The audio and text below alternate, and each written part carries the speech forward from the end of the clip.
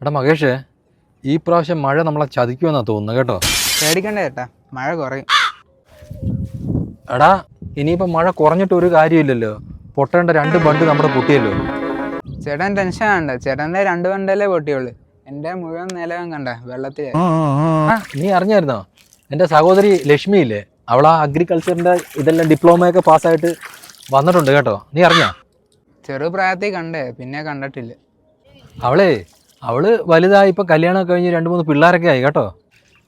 എടാ മകേഷേ, നല്ല മഴ വരുന്നുണ്ടല്ലോ, നീ കുട എടുത്തോ?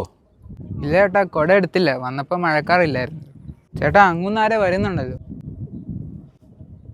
എടാ അത് നമ്മുടെ ലക്ഷ്മിയാ കേട്ടോ. ചേട്ടോ, കൊടയൊന്നും എടുക്കാണ് ഇറങ്ങിയത്.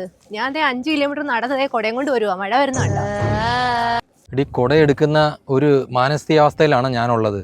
നമ്മുടെ നിലം നോക്കിയേ, ഫുള്ള് വെള്ളമായി. ബണ്ട് പൊട്ടിയിട്ടാണെങ്കിൽ അത് അടയ്ക്കാൻ പെടുന്ന പാടെ എനിക്കറിയാം. ചേട്ടൻ ഒന്നുകൊണ്ടും പേടിക്കണ്ട, ഡിപ്ലോമക്കാരിയായി നിൽക്കുന്നേ, നമുക്ക് എല്ലാം ശരിയാക്കാം.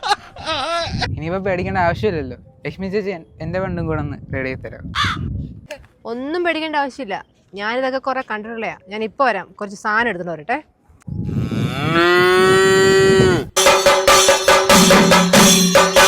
ഓ, ലക്ഷ്മി ചേച്ചി പണി തുടങ്ങിയെന്നാ തോന്നുന്നു.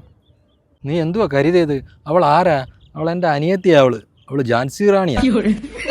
ഇത് ലക്ഷ്മിക്കുട്ടിയെ, പണി എവിടം പറയേ? ഇന്ന് വല്ലതും നടക്കുവോ?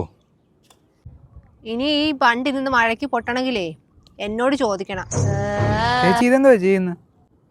ഇത് ഫെവിക്കോളാ, മല പോലെ ഉറപ്പ്, കാലങ്ങളോളം. എൻ്റെ ചേച്ചി എവിടുന്നാ ഡിപ്ലോമ എടുത്തത്? എൻ്റെ ലക്ഷ്മി, ഫെവിക്കോൾ വെച്ച് ബണ്ട് ഒട്ടിക്കുന്ന നീ എവിടുന്നാടി ഈ ഡിപ്ലോമ എടുത്തത്? മനുഷ്യനെ നാണക്കെടുത്താൻ.